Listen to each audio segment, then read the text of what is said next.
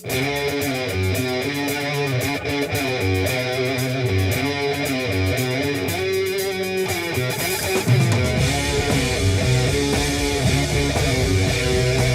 back to Observing the Sabbath. I'm Nathaniel Molnar, and I'm joined today, special guest, Johnny Gifford. Johnny, thanks for being here. It's a pleasure to be here. Thank you so much for having me, Nathaniel. Oh, it is always a pleasure to have you here. So, for Paranoid, when we did the album Paranoid, you joined us for the song Paranoid and for Electric Funeral. For Master of Reality, which we are kicking off with Sweet Leaf today, kicking off our dive into 1971's Master of Reality. You're going to be joining us for 3 songs, obviously, for this one. What the other 2 are, we'll have to let the audience wait and find out what they are. Maybe a little secret surprise. Just a little bit of a surprise. Yep. But so you're going to be joining us for a few of these, which love having you on here because as much as I like being able to do this, I like having other people on board to be able to bounce ideas off of, get fresh perspectives. And I really think it adds a lot to the channel as a whole. And you are an OG Observing the Sabbath, as you were a part of our original incarnation of the series. So always great to have you on here. So this is our first video for our dive into Master of Reality. We've done Black Sabbath, we've done Paranoid, now we're kicking off Master of Reality. And so I wanted to find out from you, Johnny, before we really get started with listening to this song, I want to know what has been, if you want to give us a brief look at your experience with Black Sabbath, but mainly your experience with Master of Reality and what your thoughts are on it. So I think the first time I had listened to Master of Reality in full was probably with you and Ian on Observing the Sabbath. And I had heard Sweet Leaf before, maybe one of the other tracks like Into the Void or something. But it really, like, listening to it in full gave me a new perspective on it. Listening to some of the tracks like Sweet Leaf, like Children of the Grave, really just like cemented it as probably my favorite Black Sabbath album from front to back. It's just really solid overall in terms of musically and lyrically. It kind of goes all over the place too. Sweet Leaf in particular it's a love letter, of sorts, and it's something that I can really relate to, and I hold near and dear to my heart. So, but the other tracks are kind of all over the place, but still feels like a cohesive whole, which is really cool. Yeah, Master of Reality is a really interesting album. And I'll be giving all of my thoughts on the album in full as we go through this entire album. But it's probably, when we were talking about Paranoid, the album, I said many times that I thought Paranoid was probably the most popular, most influential Sabbath album.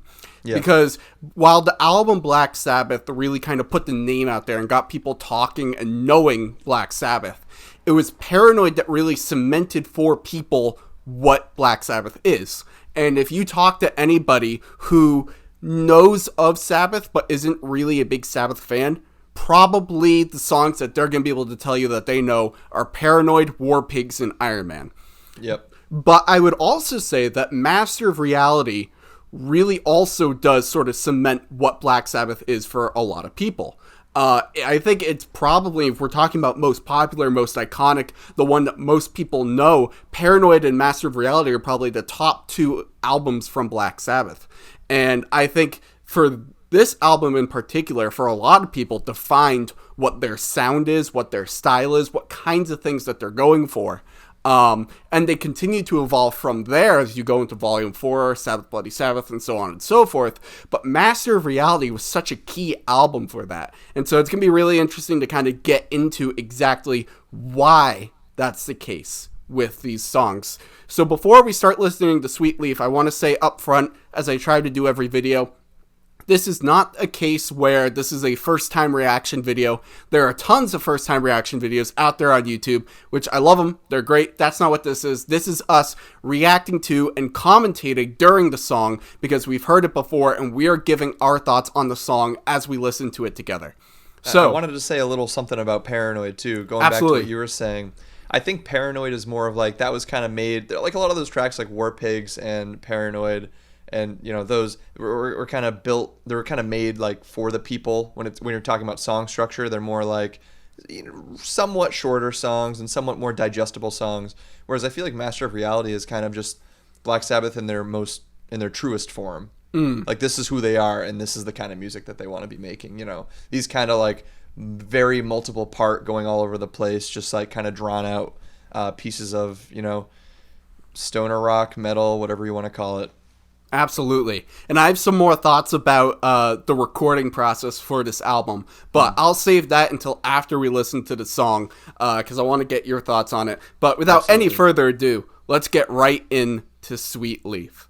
And now. So that's actually Tony. Really? Who's coughing right there. So that's a soundbite of Tony coughing. I love, I never really noticed this until I was listening to it on headphones, but the coughing it's like very stereo. It starts on the left and then it kind of moves to the right as it goes. It's just like, if you're listening with headphones, it's just like a totally different experience. It really is. I find that, go ahead. Oh yeah, and just, you can also really tell immediately, like, Tony's guitars are like double tracked, and there's two of them, one on either side, but they're so tight together that if you're listening on speakers or even on headphones, it's really hard to notice. It's like the little things you gotta pick up on. Yeah, I find that definitely the case with this album is that they definitely, like, with the mastering of the tracks and how they go, you definitely get a lot of that with this album, and especially Into the Void, you hear a lot of that. But I love, like, the main riff for this song is just so great. It's so heavy and dense.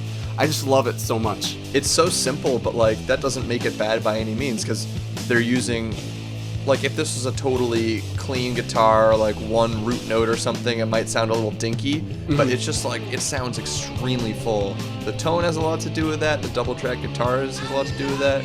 There's definitely like power chords that they're playing these riffs on. That has a lot to do with it. And it just makes this like really simple thing just sound so powerful. I think that's really cool.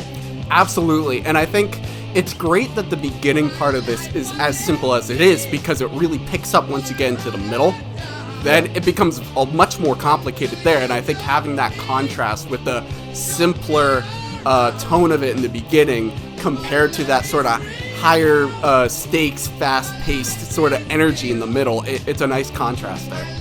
And you notice, like, when they come back to the second verse here, there's another guitar added too, and it's that same riff, but instead of those like heavy chords, you're kind of adding like a higher melody to it as well. It's following the same riff, but they're adding like that third guitar. It's like slightly on the left, which is really cool. Yeah, it's very all complementary. Like, it's all just working together so well. I think with Black Sabbath and Paranoid, something we talked about during those videos was that those were albums that they recorded in full. They essentially recorded their live set that they were playing. Master of Reality was the first album that they actually like went into the studio to create the album. Everything else was sort of tested and created on stage, kind of, finding different riffs while you're playing in front of a live audience and experimenting that way. This was all experimenting in the studio. And so you have Black Sabbath, which was recorded and mixed in 2 days. You have Paranoid, which was recorded and mixed, I don't think it was 2 days, but it was an abbreviated amount of time in a similar vein. Master of Reality, they spent several months in the studio recording and experimenting and trying new things, and you definitely have some more of that musical sophistication with the construction of this album. Yeah, like their previous stuff before this definitely sounds more live, like just more of them together playing live. And while this kind of does have that as well, the song structures and the way that they're played out and everything, and just various layers, really make it feel like it was a more thought out album and a more heavily produced album. Not even in a bad way either. Not overproduced by any means. I think it's like, it finds that perfect line between being underproduced and being overproduced, and it's just like right in the middle. Because any more than that, and I don't know, maybe it just would have been a little too oversaturated or something, depending on what you add. But the way that they had this, I think, is like perfect in terms of production. Yeah. It's a gold standard. I completely agree. Like, Master of Reality and Volume 4, I think, have that perfect mix of, they have the heightened production value, but it's not to the detriment of what the music's supposed to be. I think once you get to Sabbath Bloody Sabbath, that they're starting to kind of push the boundaries of adding too much going on, like especially once you get into Spiral Architect and you have the chorus and everything. That sort of is pushing. I don't think it goes too far. It's pushing it, but you can just hear that kind of transition from what this is to they're kind of adding more and more as they go. Yeah. But this keeps it really tight, really tight. Yeah. Oh, this song is so good. It's like so. It's kind of interesting. At some point, I want to do a video kind of comparing, contrasting Sweet Leaf and Snowblind, because I've always kind of, as much as I love Sweet Leaf, I always think that Snowblind is the more sophisticated drug song that they did, because it's like a little bit more poetic. It's a little bit more like the verses. It's more. I think it's better written, Snowblind, and better orchestrated. But Sweet Leaf, there's sort of like a. So here's what it is. Snowblind is more elegant. But Sweet Leaf is more raw and has more power to it. And I think Sweet Leaf is just fantastic. I think it's well written for what it's supposed to be. Like you said, it's a love letter. It's just, that's pure and simple. It's a love letter. Simple. Exactly, yeah. And they were like trying to write it in the studio, and they're like, oh, what can we write about? What can we write about? And I think I was reading on like Genius or something that like Ozzy had gotten these or was it? I don't know if it was Ozzy, but one of them had gotten these cigarettes or cigars or something from Dublin that were called like Sweet something, and they're like, oh, that like sweet. This in it, like the tagline was like, oh, the sweetest leaf that you'll taste, and it's like sweetest leaf, Sweet Leaf. That's what we'll call it. It's like, let's just write about like drugs or something. Absolutely, that's all it took. That's all it took. Yeah, and I think it's a very interesting comparison when you look at the very end of the Paranoid album and then you look at the beginning of Master of Reality. Paranoid ends with Fairies Wear Boots, which is a song about Ozzy tripping out on drugs and he's hallucinating. And then you go right into the beginning of Master of Reality and it's a song about weed. Yep. So it's perfect. And yeah, so it's very well done. It's succinct. It's not too long. It hits you, and it's such a great opener. It doesn't feel like a 5-minute song, honestly. Yeah, it's Sweet Leaf is just it's a great song. It really just is, and it introduces you to the album so well. I think something that Sabbath is always really good at is they have strong openers and strong conclusionary songs. They really know how to just like open up with a punch, and then they know how to really end it on such a high note, pun intended.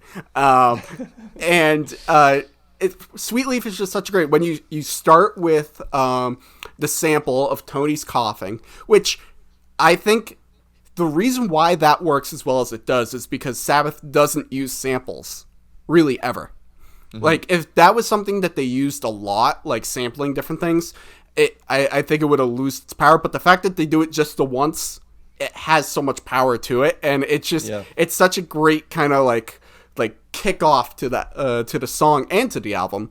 And then we were talking about that main riff, which is so great, and then you got that middle part with the drums, like Bill's just going nuts on the drums. Yep. It's Tons really of, great. low tom rolls and stuff. It's really cool. I think some of the best albums, what they do structurally is they start off by kind of introducing you to their world, keeping it kind of like this is who we are, and then as you go, things get a little more deep. They get a little more complex as you go, and there's highs and there's lows. But this is the perfect example of a band just introducing you to their world with the first song of this album. It's nothing too complex. It's pretty straightforward in terms of structure and riffs and stuff, and it's easy to follow. But it's a dang good song, let me tell you. It really is. It's introducing you to this album perfectly, I think. Yeah. Introducing you to your mind, as the song says. There you go. So one of the things I love about Sabbath, and I think Master of Reality and Volume 4, to some extent Sabotage, but I think Volume 4 and Master of Reality are the two songs that really heighten this. And there is a lot of introspection with Black Sabbath. It's a lot about going into your mind, figuring out who you are, and really this sort of inward journey. And you see that sort of theme explored in a lot of their songs. And I think you see that a lot with this song, because that's one of those things that comes with drug use, is sort of the alteration of the mind allows you to kind of explore your own mind and the way that you think, because now you're thinking in different ways. And so that's something that's really explored well in the song. Talking about, you introduced me to my mind and, the way that the world looks at cannabis. And because if you're looking at the time that the song came out, this is 1971. 1971. This is this is roughly the time of the war on drugs, but this is like a full 9 or 10 years before you get the Just Say No, before you get all those infomercials of weed kills and all that stuff. Like, yep. They are so far ahead of everything to put out this song that's just like, fuck yeah, weed, They like to put that out in 1971 is just absolutely crazy.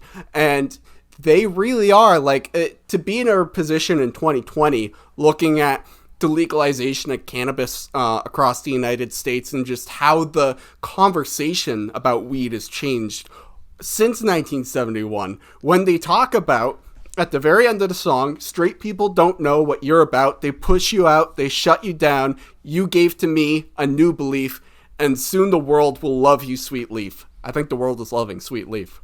And it only took them it only took the world 40 years, or I guess a lot of the states 40 years to really catch up with that message. Yeah. But they were the pioneers. They were. Sabbath were the pioneers. But so overall, great song. Awesome kickoff to this album. I think Sweet Leaf is just great. But there are a lot of good songs in this album. And I'm excited to talk about a whole bunch of them as we continue on through our look at the Master of Reality album. I guess one other little thing I noticed was, they write different songs about different drugs all the time. And I think this one being about weed is kind of very fitting because I guess when you look at it sonically and just the feel of the song, it's just like one riff repeating very slow over and over. And if I was in that position and just stoned out of my mind playing music, that's probably what I would be playing, just slow riffs just over and over again. I think it's just it's a really good, you can compare the message to the actual sound of it pretty well. Exactly. And that's something we were talking about when we were talking about Electric Funeral. Was how the structure of the song kind of fit this idea of nuclear war, of you had the slower pace and then it hit off really quick as the bombs would be dropping and then it slows back down. You kind of have a similar thing of the sound of the song accompanies what the song actually is about and fitting not just the theme of it but the mood of it as well. So that's a very good point. Yep. Almost trance-like to a point, which is just kind of how you would get if you were just stoned listening to this song, Absolutely. Made for stoners by stoners. Exactly. So that is our thoughts on Sweet Leaf, the first song of Master of Reality. Once again, I'm your host, Nathaniel Molnar. I want to thank Johnny Gifford for being here. Johnny, thanks for joining us. Thank you, Nathaniel. No problem. And you'll be joining us for a couple other songs as we dive into Master of Reality. But check out our next video. Will be going up shortly. We will be discussing After Forever, the next song of Master of Reality. So until After Forever, thank you for watching.